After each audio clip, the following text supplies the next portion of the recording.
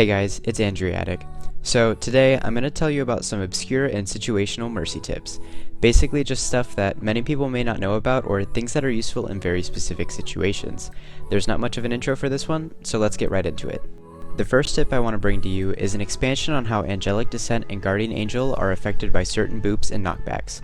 As most people know, a good tip for facing Roadhog's ult is to walk backwards and hold Angelic Descent. This way you get booped farther back and take less damage overall. However, this general concept applies to almost all boops and is useful for creating space, my favorite example being with Reinhardt. If you happen to catch yourself near an enemy Rein and he's going to swing at you, move backwards, jump, and hold Angelic Descent right as he hits you, and you'll get booped much farther back. This is great for creating space and ensuring you don't get caught by another swing. This also works during Guardian Angel. If you get hit by Rein's hammer during GA, it actually speeds up your GA and even allows you to move in other directions. It's obviously best to stay away from Rein's swings, but if you find yourself in the way of his hammer, use his weapon against him and create some extra space for yourself. This also works for many other damage dealing boops like Winston's Leap for example. Moving on, this next tip is rather basic, but a good tip for the Ashe Mercy mirror matchup that I think a lot of people don't really think about. If your Ashe happens to lose the 1v1 and Ashe hasn't used dynamite recently, wait a few seconds before going for the res, as most Ashe players will throw their dynamite and blow it up around a corner to catch Mercy in it. Waiting a second to bait out the dynamite is a great way to avoid taking any damage, as well as deny enemy Ashe and Mercy some ult charge from landing a boosted dynamite. However, it is important to note that some Ashe players may wait for your res and start to throw the dynamite after you've already started resing. If you think this is going to happen, you can wait longer on the res and wait till Ashe is preoccupied if the situation allows it. A lot of DPS players complain about Mercy's head hitbox being wonky and inconsistent during Resurrect, and they're not wrong actually. However, the reason Mercy's res hitbox feels inconsistent actually has to do with how she moves during it.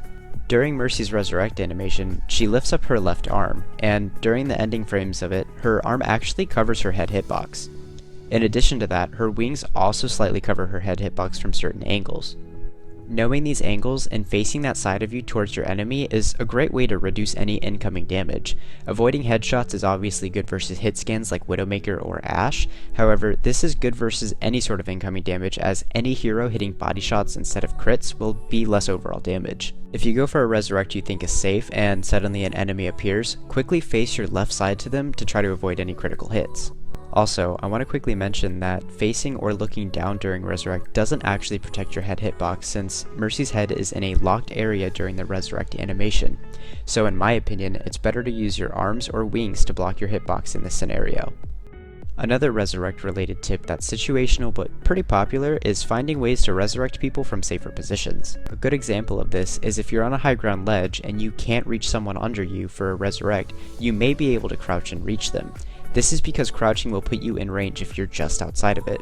This can allow you to start rezzing from safer positions. Here's some example spots for reference.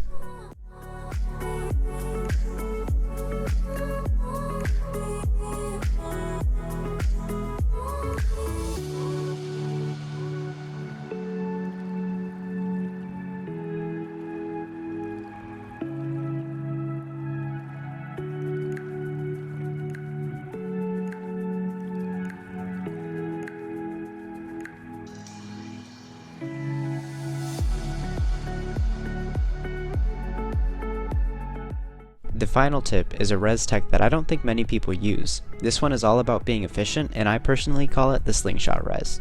This is a resurrect performed in Valkyrie where you come from above your target and res and slingshot at the same time. If you do it right, you'll start rezzing and fly past the soul orb at the same time. This allows you to maintain a bit of momentum during the very start of the resurrect.